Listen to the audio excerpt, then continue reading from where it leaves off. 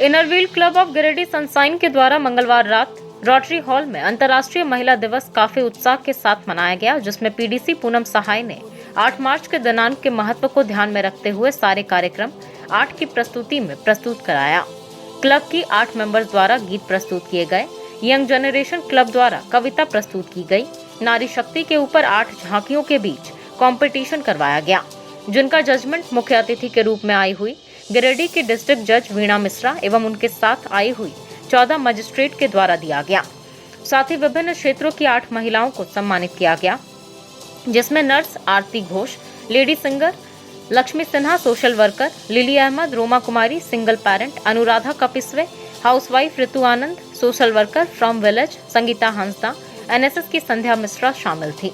बाद में मेंबर राखी झुंझुनवाला और एकता प्रेरणा का इंट्रोडक्शन सोनाली तरवे ने करवाया। प्रोग्राम को रोमांचक बनाने के लिए आए गेस्ट और मेंबर्स के बीच पीडीसी पूनम सहाय ने अंताक्षरी भी करवाई। मौके पर प्रेसिडेंट रंजना बगेड़िया और अन्य क्लब की सभी मेंबर्स मौजूद थी। जेंडर बायस इन वर्कप्लेस यानी कि लैंगिक विभेद हमारे कार्यस्थल में, मैं आप सभी से एक प्रश्न पूछना चाहती हूँ। आप सभी अपने मन में ये हाथ रख के बोले, क्या आपने कभी अपने बेटे या किसी अन्य बेटा को गुड़िया खेलने को दिया है? या कोई ऐसा उन्हें उपहार में दे दे तो आपको ये बुरा लगता है कि गुड़िया कैसे दे दिया, किचन सेट कैसे खेलने दे दिया? तो ये लैंगिक विभेद है ना, वो वर्क प्लेस में तो बाद में आया, सबसे पहले हमारे मन और हमारे घर में आया। प्राचीन काल से ही दोनों अपनी क्षमता अनुसार समाज में अपना स्थान बना रहे हैं। पुराने समय में लोपामुद्रा हो चाहे गार्गी हो, ऐसी विदुषी अपनी ज्ञान का क्षेत्र में परचम लहरा चुकी है।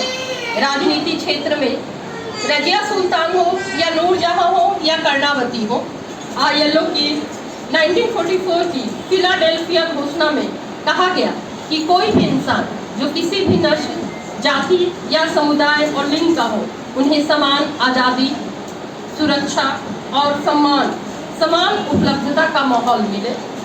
भारत की पितृसत्तात्मक सत्ता परंपरागत रूप से महिलाओं को कमजोर तबके के रूप में देखती है। कार्यस्थल पर भी इस आधार पर भेदभाव दृष्टिगोचर होते हैं। जब मैंने अपने विद्यालय में प्रधानाचार्य के रूप में कार्य ग्रहण किया तो कई लोगों ने मुझसे पूछा कि क्या महिला होने के नाते आप ये कार्यभार संभालने में सक्षम है? और आज कार्य संभालने के 3 वर्षों बाद मैं काफी गर्व से ये बात कह सकती हूँ कि पिछले 60 वर्षों में मेरे विद्यालय में वो काम नहीं हुआ जो मैंने पिछले 3 वर्षों में किया है, और इसका रिकॉर्ड सरकारी दस्तावेजों में उपलब्ध है। को यह भ्रम है कि महिला को उसकी शक्ति का एहसास कराया जाता है।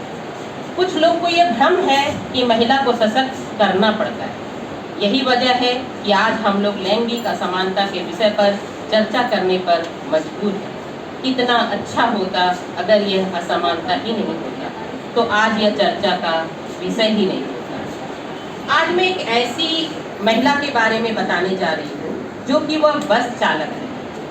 उसने बाकायदा ड्राइविंग कोर्स भी की है जैसे कि पुरुष करते हैं, लेकिन फिर भी उसे वेतन पुरुषों से कम दिया जाता है। जब उसने इसका कारण आज 8 मार्च अंतर्राष्ट्रीय महिला दिवस है। इस दिन सभी जगहों पर महिलाओं को सम्मानित किया जाता है और उनकी कार्यकुशलता का वर्णन किया जाता है। लेकिन मुझे सिर्फ और सिर्फ एक बात ये बतानी है कि सिर्फ 8 मार्च को हमको सम्मान नहीं चाहिए, हमको हर दिन हमारा महिला दिवस होना चाहिए। इसी को ध्यान में रखते हुए हमने आज यहाँ पर एक झांकी प्रतियोगिता कराई है, जिसमें कि हमारी शहर की बहुत सारी लेडीज़ ने और लड़कियों ने भाग लिया है। और चाहे वो